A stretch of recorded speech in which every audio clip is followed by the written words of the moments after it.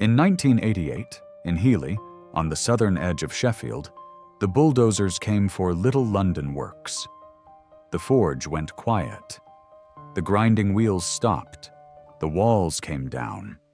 1 year earlier, the firm inside them had been sold for roughly £2.5 million. The buyer carried the same surname, W.W.A. Tyzack and Company, a rival born from the very family that had split apart in 1867. For more than a century, this works had stamped its steel with an elephant and a single proud word, non-pareil. The word is French. It means without equal. In the end, that equal had a name. It was Tyzack. Within 3 years, both firms were in the hands of receivers. But the real story is not one demolition in one Sheffield suburb. It is the story of a dynasty that stamped unrivaled into its steel and spent 100 years rivaled, above all, by its own blood, and of a British market that, when the time came, would no longer pay for any of it. Every week, we tell the stories of the tools, the workshops, and the factories that once built British industry, and what happened when the market finally moved on. Britain forged the steel. The workshop proved the tool. The market changed the rules. We tell the stories of what happened when those forces collided. Subscribe if that history matters to you. The story begins not with nostalgia, but with a specific place, a cramped street of Sheffield workshops in the 1820s. In the 1820s, Sheffield was already the sharpest place on earth. For 200 years, the town had sat where fast streams met grindstone and coal, and for 200 years it had turned that luck into edges, knives, files, chisels, saws, and scythes. Its workshops were small. Its masters worked for themselves. Sheffield had a word for such a man. The little mester, a craftsman who owned his skill, rented his power from a water wheel, and answered to no factory bell. Into that world came William Tyzack, born in 1781. By the middle of the 1820s, he was making saws and scythes on Rockingham Street, in the heart of the town's metal trades. The surviving record is not exact. A date of 1812 appears stamped on some later saws. But the firm that Sheffield came to know took shape around 1825. To understand why he mattered, you have to understand what a British worker faced before him. A scythe, a long curved blade swung by hand to cut standing grass and corn, was only ever as good as the steel in its edge. A hand saw that lost its temper went blunt by the afternoon. A file worn smooth was scrap. For the laborer in the field at dawn, for the joiner at his bench, a poor blade was not an inconvenience. It was a wasted day, a ruined harvest, a job that paid nothing. What Sheffield offered was crucible steel, steel melted in sealed clay pots to a purity that older methods could not reach. And Tyzack did not buy his. He made it. By 1831, his Rockingham Street premises held a cast steel furnace with 4 pots. The edge of a Tyzack tool began in his own fire. The range widened quickly. Saws, files, hay knives, chaff knives, patent scythes, and the curious doctors, thin steel blades that scraped the printing rollers of the calico trade. In 1843, the business became W. Tyzack and Sons, as his 3 boys, Ebenezer, William, and Joshua, came in beside him. And in 1849, the family took a tenancy at Abbeydale on the River Sheaf, a water-powered works of grinding hulls and tilt hammers that would, in time, outlive the family firm entirely. This was the rhythm of the early trade. Steel was melted in the town. Blades were forged under water-driven hammers in the wooded valleys to the south. Edges were ground on wet stones turned by the same streams. A scythe might pass through a dozen hands before it left for a farm. and on the best of them, where the steel held and the edge stayed true, the buyer learned the name to ask for. That, in Sheffield, was how a reputation was built, not in advertisements, but in the memory of a man let down by a cheaper blade once who refused to be let down again. For a generation, that was the story. One family, one name, one growing Sheffield business. Then came the fracture. William the Elder died in 1858. His sons carried the firm on together. But in 1867, the eldest, Ebenezer, died. And with him went whatever had held the family in a single business. The Tyzacks divided. Within a few years, there were 3 separate Sheffield firms, all making tools, all competing for the same buyers, all stamping the very same surname into their steel. In 1868, Ebenezer's eldest son struck out alone, founding William A. Tyzack and Company with 20 employees. A separate works, a separate branch, a separate ambition. Remember that name. It will return at the end of this story. And in 1870, William Tyzack the Younger took a partner, Benjamin Turner, who had married the elder sister Anne and had been family in all but trade for years. The new firm carried a new name, W. Tyzack, Sons and Turner. This is our protagonist.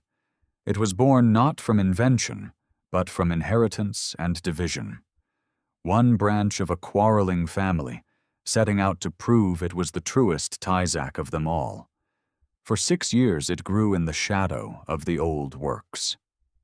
Then, in 1876, it made the move that would define it. The firm bought a corn mill at Healy, downriver, beside the still water of Little London Dam, and there it raised the Little London Works. And it brought a mark with it. The elephant, until then stamped almost only on the firm's scythes, now went on to everything it made. Beside the elephant stood a single word, non pareil.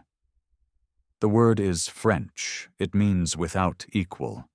In a town where every workshop claimed quality, and where 3 separate firms now carried the same family name, that word was not decoration.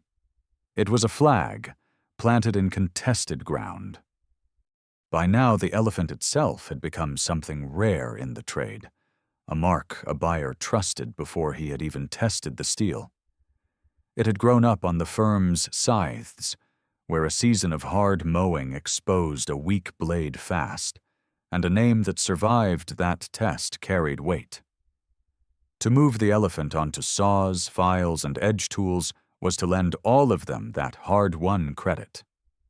The works at Healy would run on water power long after rivals had turned to steam, and the elephant would soon travel far beyond Sheffield, to British farms, to joiners' benches, and abroad. But the whole of this story was already folded into that one proud word stamped beside the elephant. A firm that called itself without equal, inside a family that had just produced its equals. And one of those equals, in the end, would be the thing that brought it down. To hold a non-pareil hand, saw in 1880, was to hold an argument made in steel. Start with the plate, the flat steel blade itself.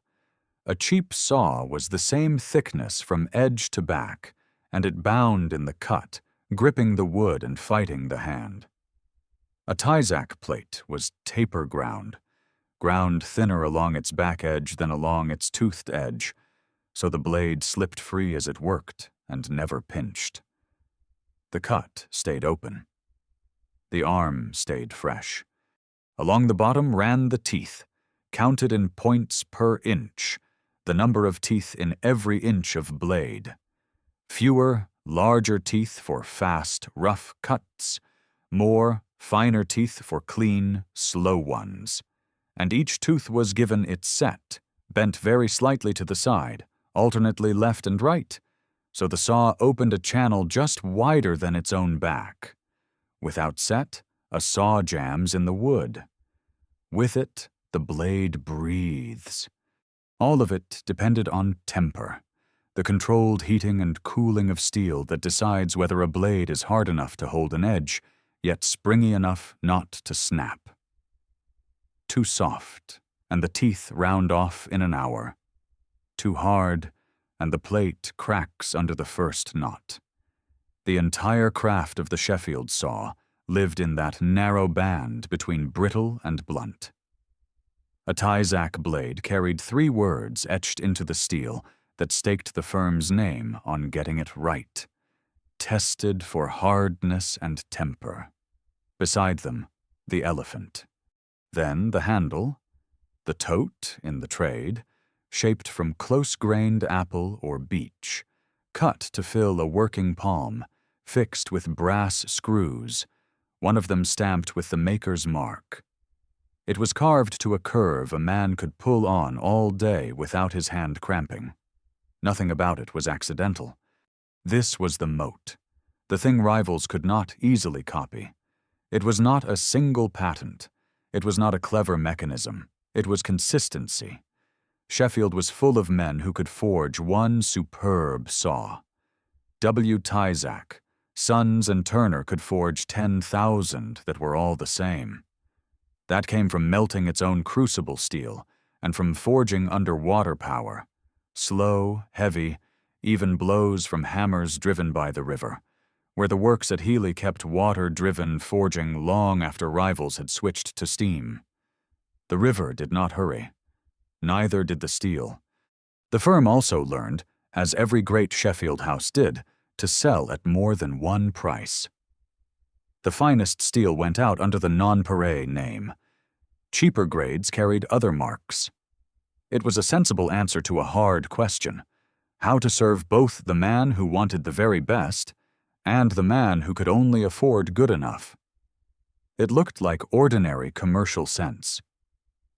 Decades later, it would look like the first small crack in the wall. For its early years, the firm sold into a confident home market. Then, in 1885, that confidence broke. Home sales fell, and Tyzack Sons Turner did what a great many Sheffield firms were forced to do in those years. It turned overseas. The elephant went out across the sea into the markets of an empire that still bought British steel on reputation alone. The surviving record on exact figures is thin, but the direction is plain. A Sheffield firm that could no longer count on Britain by itself, learning to live on the wider world's demand. By now, the elephant was a fixture across the British trade. The agricultural machinery makers wanted Tyzack steel in their blades. The joiners and cabinet makers kept nonpareil saws on their benches. The Sheffield grinders and the cutlers' trade knew the mark by sight. The ironmongers and hardware merchants carried it as a matter of course. And inside the works at Abbeydale and Little London, a body of skilled hands, forgers, grinders, hardeners, sawsmiths, turned out the steel that carried all of it. The reputation was never one man's. It was a whole town's craft, concentrated into a single stamp. And the firm was already bending that skill towards something new. Out in the fields, a quiet revolution had begun. Horse-drawn machines that could reap and mow faster than any team of men with scythes. Those machines ran on long-toothed blades, knife sections that had to be hard, true, and identical, turned out by the thousand. Tyzack Sons Turner is credited with being among the first in Britain to forge them. The same elephant mark soon ran on the steel discs for harrowing and plowing, where the quality stamp that had once reassured a single farmer now reassured the engineers building the machines that fed a nation. It was a triumph, and it carried a strange irony that no one in the works could yet see. The same family that had built its name on the hand scythe was now arming the very machine that would one day make the scythe obsolete. The elephant stamped into the steel was not decoration. It was a specification. By the turn of the century, the elephant had become one of the most recognized marks in the Sheffield edge trade. and the firm behind it was growing in the patient, deliberate way that suited the steel it made. In 1897, it absorbed a rival, S. Linley and Company of Cloughworks, and took with it a second famous mark, the Old O. The purchase did more than remove a competitor. It expanded the firm's output of scythe blades and brought in new lines of hay and straw knives, tightening its grip on the agricultural trade at the very moment British farming was mechanizing. By now, the firm sold its steel at 3 distinct grades, each under its own name. At the top stood Nonpareil, the best plate, the finest temper, the full weight of the elephant behind it. Below it came the Abbeydale grade, a cheaper saw for the buyer who could not stretch to the best. And the Old O carried the scythe and agricultural lines. 3 names, 3 prices, 1 family. It was a complete answer to a market that ran from the wealthy cabinet maker to the tenant farmer counting every shilling. In 1906, the business took the step that marked its arrival as a true industrial concern. It incorporated, registering as a private limited company under Frederick Tyzack, son of William the Younger. The family that had begun as a partnership of brothers was now a company with shares, directors, and a structure built to outlive any single man. And it grew. In the 8 years to 1912, the Little London Works doubled both its workforce and its output of saws. By 1914, Tyzack Sons Turner employed around 500 people, making steel, scythes, files, saws, and agricultural knives at Healy. What made the firm unusual, even in Sheffield, was that it ran 2 complete works at once. The old water-powered site at Abbeydale and the larger works at Little London operated side by side for more than half a century. Most firms consolidated to save money. Tyzack kept both, the slow river forging at Abbeydale and the modern grinding and machine shops at Healy, because the old method still made better steel, and the firm still believed that mattered. A water-driven forge was working at Little London as late as 1926, decades after rivals had abandoned the river for steam. Picture the reach of it. Sheffield forged the reputation. The agricultural counties bought the scythes and the knives. The joiners of every British town kept the saws on their benches. The ironmongers stocked the elephant. The export houses shipped it across the sea. The cutler's trade of Hallamshire knew the mark as one of its own. Rail workshops and engineering shops wore down its files, and 500 Sheffield families lived on the wages the elephant brought home. 500 people is easy to say and hard to feel. It meant melters tending crucible furnaces in the heat. It meant forgers under water-driven hammers, hardeners watching the color of glowing steel, grinders bent over wet stones in the wheel rooms, sawsmiths tapping plates flat by ear, and clerks and packers and carters moving the finished steel out toward the merchants. A Tyzack saw was not made. It was passed, hand to skilled hand, down a line of trades that a single Sheffield surname held together. The wage it paid did not stop at the works gate. It ran through the terraced streets of Healy, through the corner shops and the schools and the chapels, the way a river runs through the valley it cut. This was the firm at its surest, making its own steel, forging it under its own hammers, grinding it on its own stones, and stamping it with a name the trade trusted on sight. But the single most important thing Tyzack Sons Turner ever made was not a saw at all. It was a blade most people never saw, a knife section, a short-toothed steel blade bolted in a long row along the cutter bar of a reaping or mowing machine. To understand why it mattered, you have to understand what was happening to the British countryside. Through the 19th century, enclosure had thrown the old, narrow strips of farmland together into large, open fields, and large fields rewarded machines. It had become cheaper to send a horse-drawn reaper across 40 acres than to send 40 men with scythes. So the scythe, the very tool on which the Tyzack name had been built, began, slowly, to die in the fields it had cut for centuries. But the work did not vanish. It moved. The army of little mesters who had hammered out scythes by hand gave way to bigger workshops turning out machine knives by the thousand. The reaper gave way in turn to the binder, and the binder to the biler, and every one of them ran on hardened toothed steel that had to be made somewhere.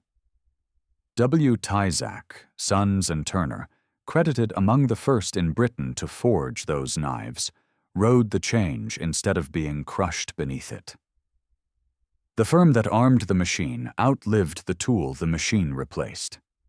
It is a rare thing in industrial history, a maker that profited from the destruction of its own founding product. For a time, it looked like genius. Only much later would it look like a warning the firm had written for itself and failed to read. And the stakes in that field were real. On a British farm in a wet August, with rain closing in and a ripe crop still standing, a single chipped or badly tempered knife section could jam a reaping machine and shut the harvest down for a day. And a lost day in a breaking harvest could cost a farmer his whole year.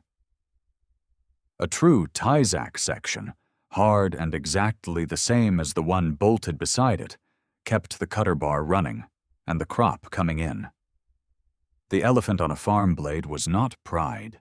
It was insurance against the sky. The steel behind that promise was a science, and the family treated it as one. Frederick Tyzack's son, Eric, was the firm's metallurgical chemist, a young man with his own laboratory inside the works, studying the precise heating and cooling that gave Tyzack steel its temper. By every reasonable expectation, he was the next chairman. The family's future ran through him. Then came the war. Eric Tyzack left the laboratory, joined the Royal Flying Corps, and was killed in the skies over Passchendaele. The science that hardened the firm's steel had been, in part, his life's work. The family that forged blades for a nation paid that nation in its own blood. The works carried on. The heir never came home. And still, through the 1920s, the elephant held its place. Walk into a Sheffield ironmonger then, and you would find it a non-pareil saw hung on the wall, the plate catching the light, the steel polished bright, the etched elephant standing clear above the three words a tradesman had learned to trust. Pick it up, and the balance told you everything. The weight settled in the handle, the spring alive in the plate, the cold honesty of good steel.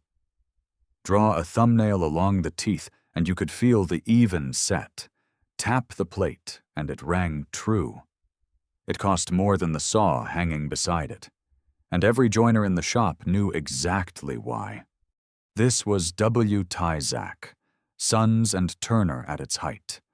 500 workers. 2 works. 3 grades. 1 mark that meant, across Britain and far beyond it, that the steel in your hand would not let you down when the work mattered. It would never stand this tall again. Decline, in the story of a great firm, is rarely a single event. It is a direction. And the most unsettling thing about the fall of W. Tyzack, Sons and Turner, is how quietly it began. Not with a crash or a closure, but with a number that simply stopped moving. In 1914, the firm employed around 500 people. In 1961, nearly half a century later, through 2 world wars and a revolution in how tools were made and sold, it still employed around 500. The world had changed beyond recognition. The firm had not. A business that does not grow in a growing market is not standing still. It is being passed. You could see the retreat in the bricks. Frederick Tyzack, who had taken the firm into incorporation, died in 1923, and the chairmanship passed for the first time outside the direct line. In 1933, the firm gave up its tenancy at Abbeydale, the old water-powered works on the Sheaf, where the family had ground and forged for more than 80 years.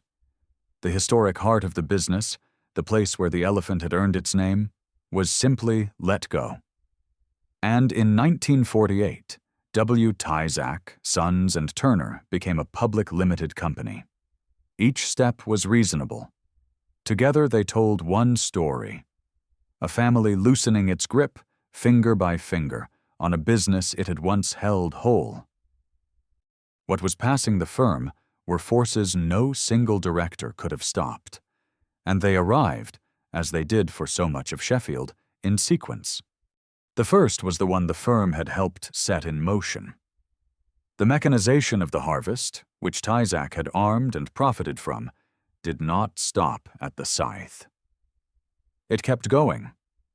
The reaper and the binder gave way to the combine harvester, a single machine that cut, threshed, and cleaned in one pass. And the combine needed far fewer of the small forged knife sections that had been a Tyzack staple. Then the same logic came indoors. The hand saw, the firm's proudest product, met the portable electric power saw. Why drag a blade by hand all day when a motor would do it in seconds? The skill in a taper-ground non-pareil plate, the very thing that made it worth more, mattered less and less to a tradesman reaching for a power tool. And there was a final, quiet blow. The hand saw trade itself was changing. The new fashion was the throwaway saw, its teeth hardened so hard they could never be resharpened, made to be used and binned. A Tyzack saw had been built to be filed, set and resharpened for 40 years, an heirloom that fought against its own replacement. The market no longer wanted heirlooms. The technology Tyzack had ridden to the top simply kept moving. This time it moved past them. The second force was the cost of doing things properly, making crucible steel, forging under heavy hammers, hand grinding and hand finishing each blade. All of it took skilled men and time, and skilled men and time were becoming the most expensive things in Britain. The water-driven forge, once a point of pride, was now a slow and costly way to make something a modern mill could stamp out faster and cheaper.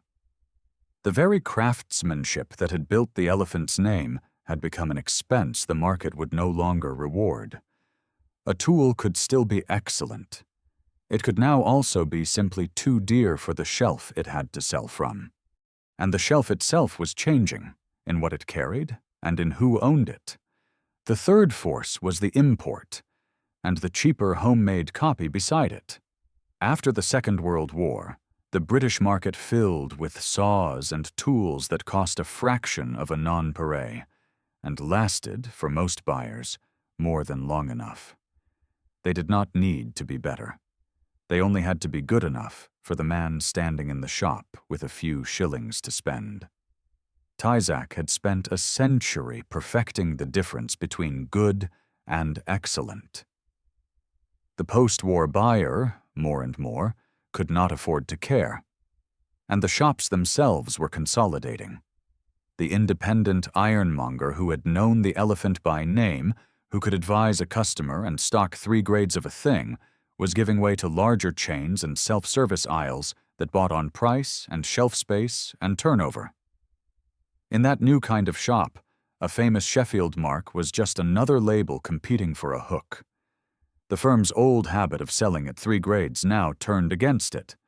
A customer buying on price could find something cheaper than even the Abbeydale grade somewhere else. And somewhere else he went. By the 1960s, the direction was unmistakable. The scythe trade was all but gone. The file and saw trades were under siege. And in 1967, Tyzack Sons Turner did the thing firms do when standing alone has become too hard. It merged, joining with D. Parker and Sons, the file makers of Ecclesfield. It was a sensible defensive move. It was also a quiet admission. The proud independent house that had once run 2 works on its own steel could no longer face the market by itself. The elephant was still on the steel, but the firm behind it had begun to dissolve into something larger and less itself. The final force was the one that finished the story, and it wore the family's own name. Through the 1970s and into the 1980s, the business passed through the hands of larger groupings.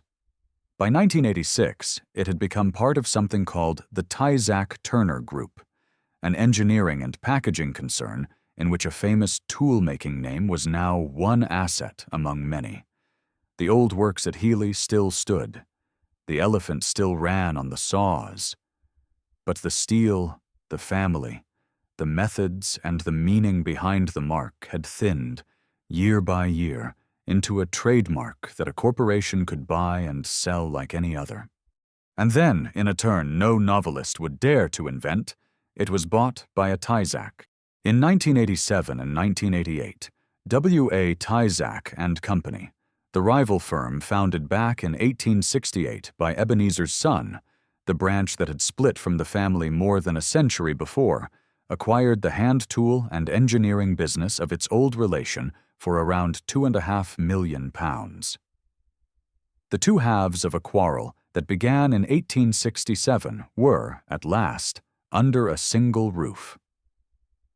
Around 200 workers were moved from the Little London Works across the city to W.A. Tyzack's site at Green Lane.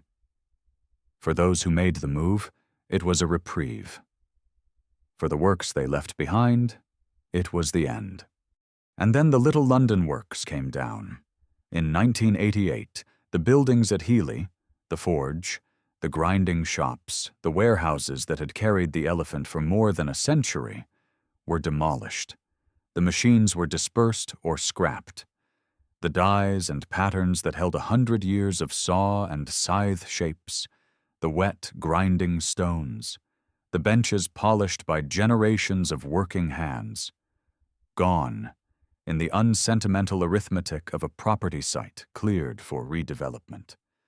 The water that had once driven the hammers ran on past empty ground.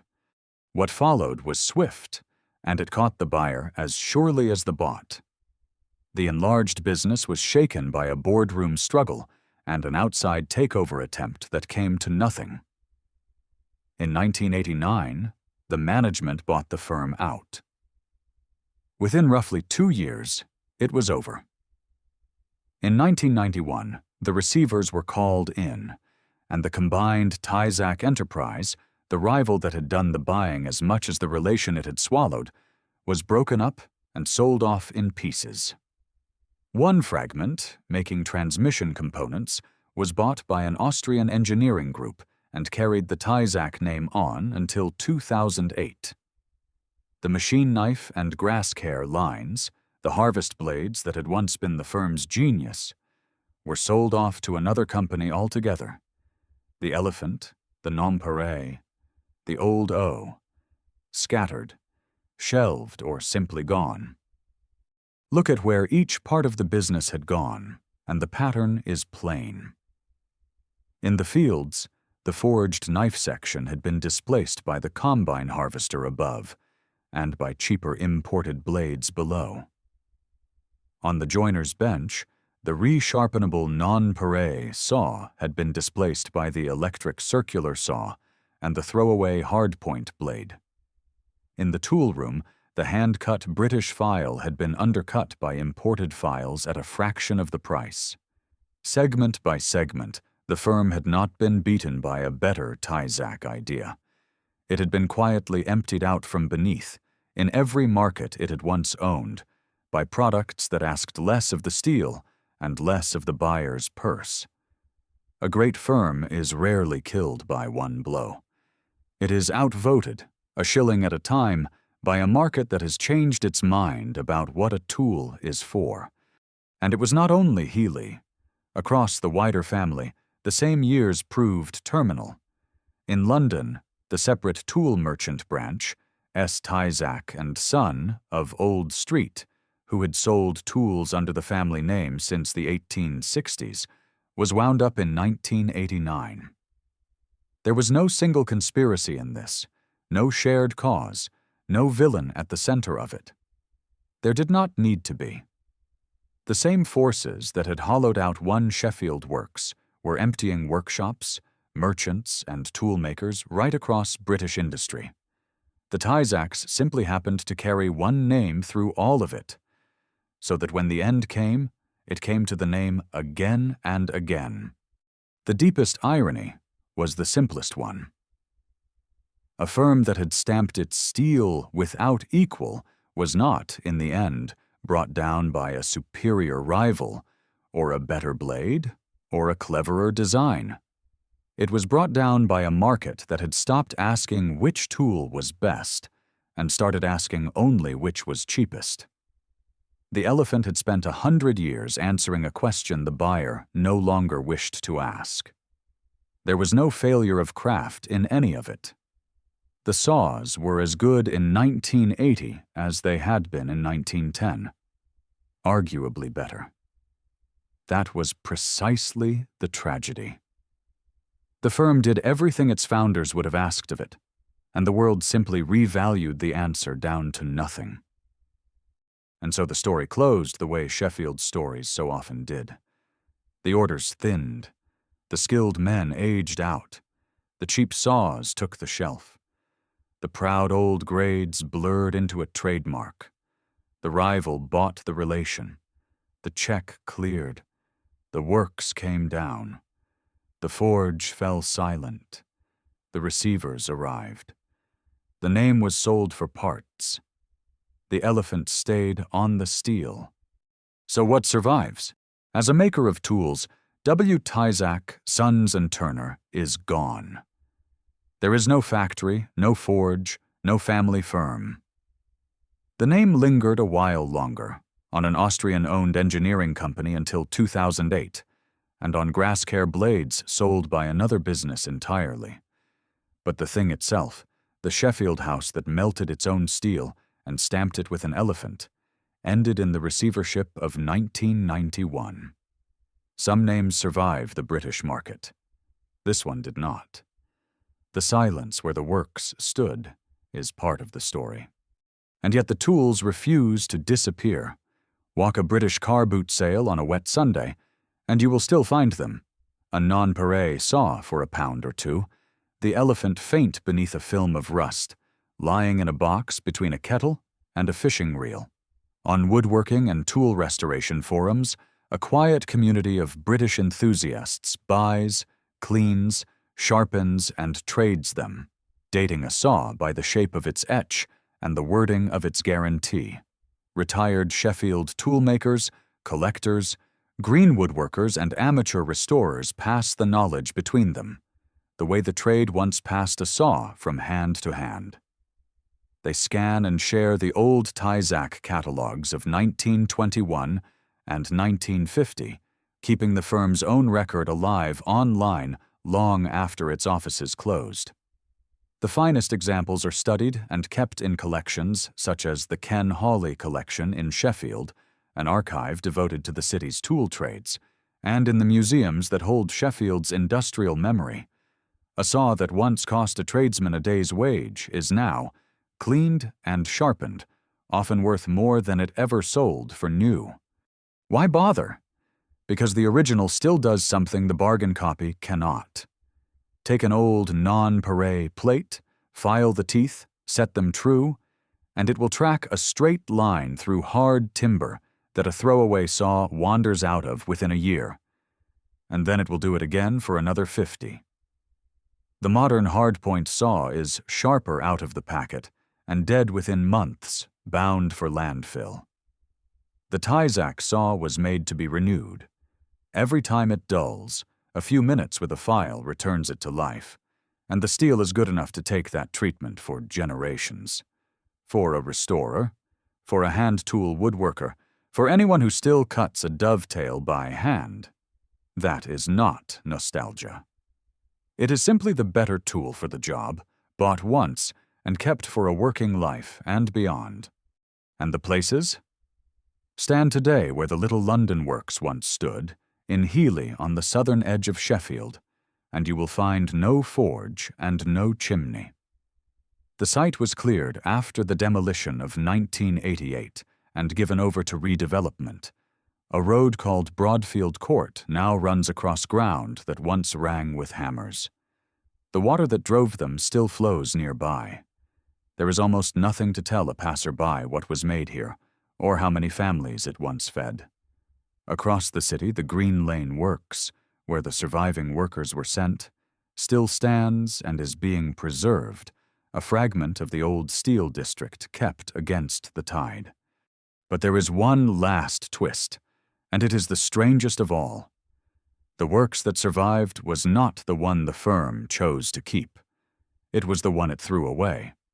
When Tyzack gave up the old Abbeydale site in 1933, it let go of a water-powered works it had used for over 80 years. The slow, costly, old-fashioned place that no longer paid its way. And precisely because it was abandoned rather than modernized, Abbeydale was frozen in time. Today it survives as the Abbeydale Industrial Hamlet, a living history museum where the water wheels still turn, the crucible furnace can still be lit, and visitors watch steel worked much the way the Tyzacks once worked it. The modern works the firm invested in is a road. The ancient works it discarded is the one place where its craft is still, on certain days, alive. There is a lesson in that, though the firm would never have wished to teach it. Britain has always been quicker to preserve its industrial past as heritage than to pay for it as a living trade. We will fund a museum to remember how a thing was made long after we have stopped buying the thing itself. The market that would not pay a few extra shillings for a nonpareil saw will happily pay an entrance fee to watch one being forged.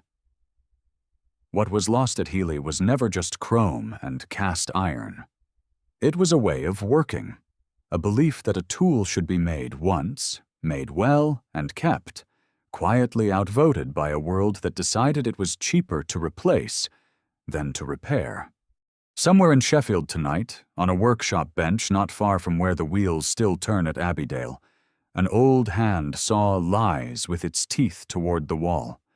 The plate is dark with age. The handle is worn pale where 100 years of palms have gripped it. And just above the heel, under the dust, an elephant still stands beside a single faded word, waiting, as it has always waited, for a hand, a length of timber, and one more true cut. If the stories of Britain's lost workshops matter to you, subscribe, and we will keep telling them. See you in the next one.